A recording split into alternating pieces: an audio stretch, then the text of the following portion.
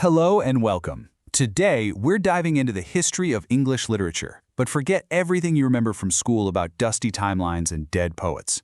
We're going to look at it for what it really is, one long, glorious, and totally necessary history of rebellion. So, have you ever stopped to wonder about that? Why do literary styles change so dramatically? Why does a poem from the 1700s feel like it's from a different planet than one written in the 1900s? It's a pretty simple question, but the answer is fascinating. And there you have it. That's the core idea for this entire journey we're on. See, literary history isn't just a slow, steady evolution. It's really a series of reactions. Each new movement takes a hard look at the one that came before it, points out all the flaws, the rules, the things that just don't work anymore, and then decides to tear it all down and build something completely new.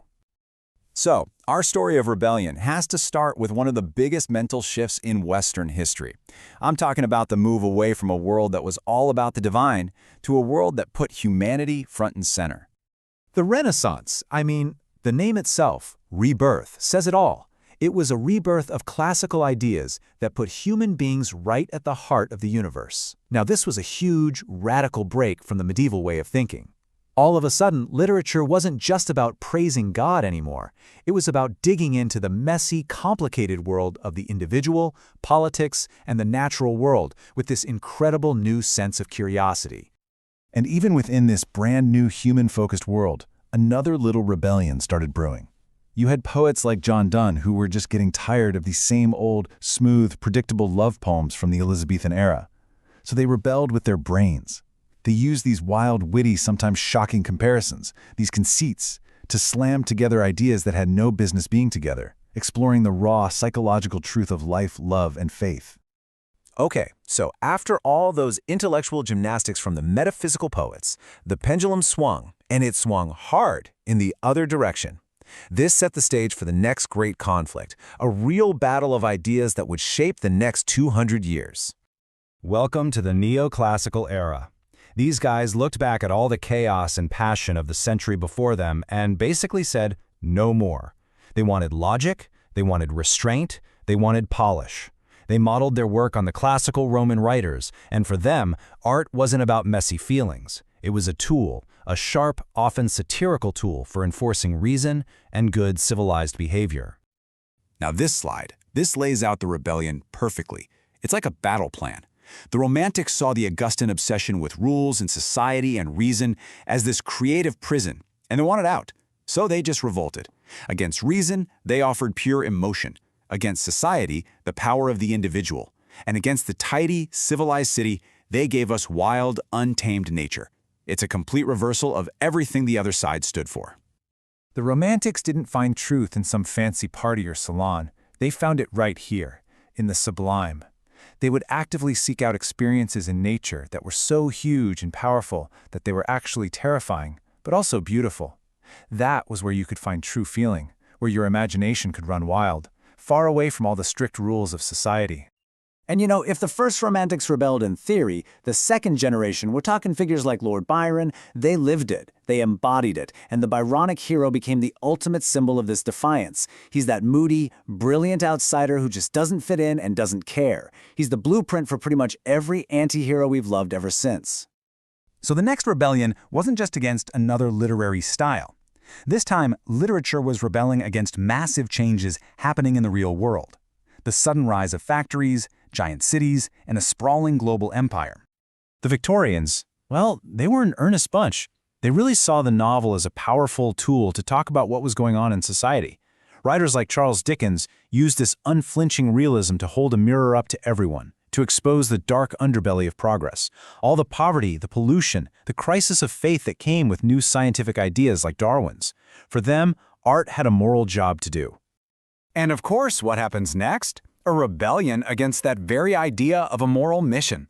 The aesthetic movement, with guys like Oscar Wilde leading the charge, basically declared that art doesn't owe society a thing. Its only job, its only purpose is to be beautiful. This was a direct and frankly scandalous slap in the face to the Victorian belief that art had to be useful and teach you a lesson. So while the aesthetes were rebelling against morality, a whole different, more political rebellion was kicking off in Ireland. Writers like W.B. Yeats were looking at how dominant English literature was and decided to create something that was uniquely Irish. They went back to ancient Gaelic myths and folklore, and they were really using literature as a weapon to decolonize the Irish mind and build a national identity.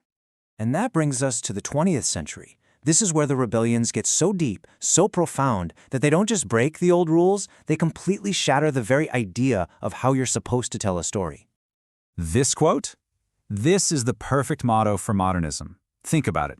In the aftermath of World War I, with Freud's new theories about the mind, all the old certainties about progress and God and even reality itself just seemed to fall apart. The modernists felt that literature had to be radically reinvented to even begin to capture this new, broken world. So how did they make it new? They used techniques that felt just as chaotic and disjointed as modern life. They broke their stories into pieces, they jumped right into the messy, unfiltered thoughts of their characters, and they got rid of that reliable, all-knowing narrator from the Victorian novels. The whole point was to reflect a world where nothing was simple anymore. But after a massive artistic explosion like that, what happens? You guessed it, the pendulum swings back again. A group of post-war British poets, they called themselves the Movement, they looked at all the complexity of modernism and just said, no thanks.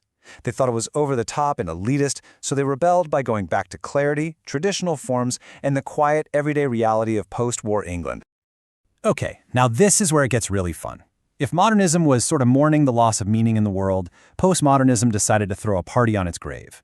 It's all about this deep suspicion of any single grand theory, any big idea like religion or science or Marxism that claims it has all the answers.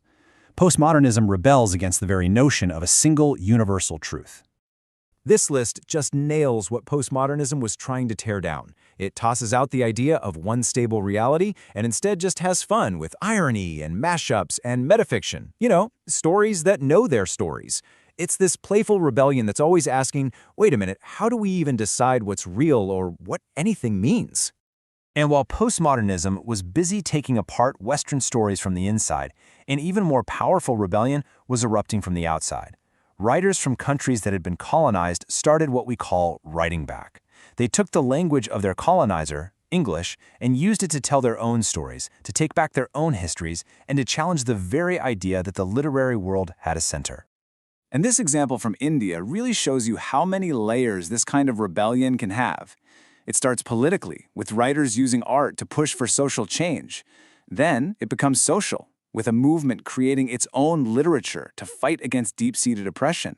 And finally, it's cultural, with a push to get back to local roots and make the language itself their own again. It's a war for identity, fought on multiple fronts. So, from humanism all the way to post-colonialism, we've seen this constant, never-ending cycle of rules being built up just to be gloriously torn down. Which leaves us with one last really important question to think about. What are the literary rules we live by today?